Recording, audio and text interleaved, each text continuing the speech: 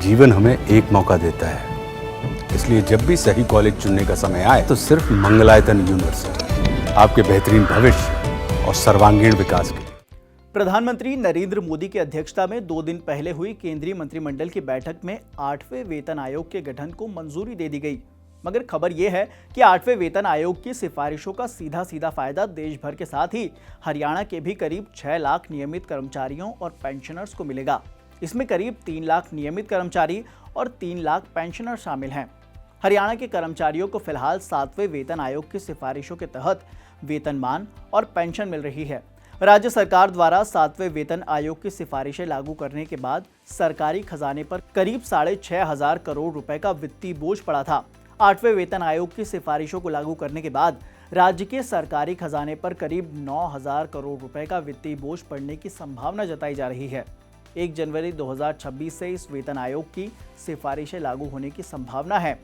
केंद्रीय कर्मचारियों पर ये सिफारिशें लागू होने के बाद राज्य सरकारें अपने अपने राज्यों में इस वेतन आयोग के तहत कर्मचारियों को वेतनमान और पेंशन सुविधाएं देने की प्रक्रिया का काम शुरू करेंगी।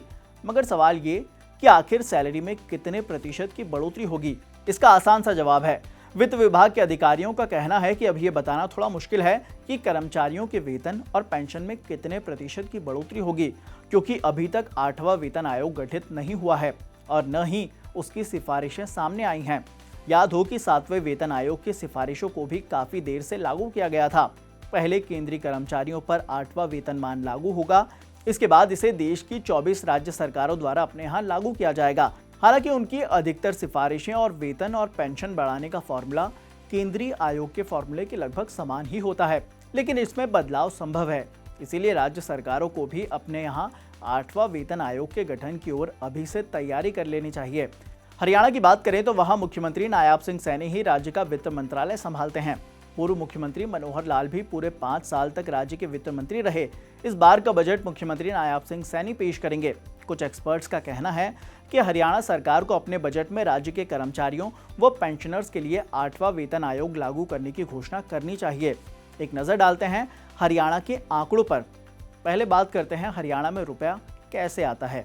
राज्य का अपना कर राजस्व 44.64% है, गैर कर राजस्व 4.88%, अन्य प्राप्तियां 23.95% और केंद्र से मिलने वाली राशि 12.06%। उधार लिए जाने वाला पैसा भी 35.47% की हिस्सेदारी रखता है। अब बात करते हैं हरियाणा सरकार का रुपए कैसे खर्च होता है। सामाजिक सेवाओं पर खर्च कितना है? सामाजिक सेवाओं पर 31.05% खर्च होता है। इसी तरह से आर्थिक सेवाओं पर खर्च 23.12% है। ऋणों का भुगतान करने पर खर्च होने वाली राशि 31.17%।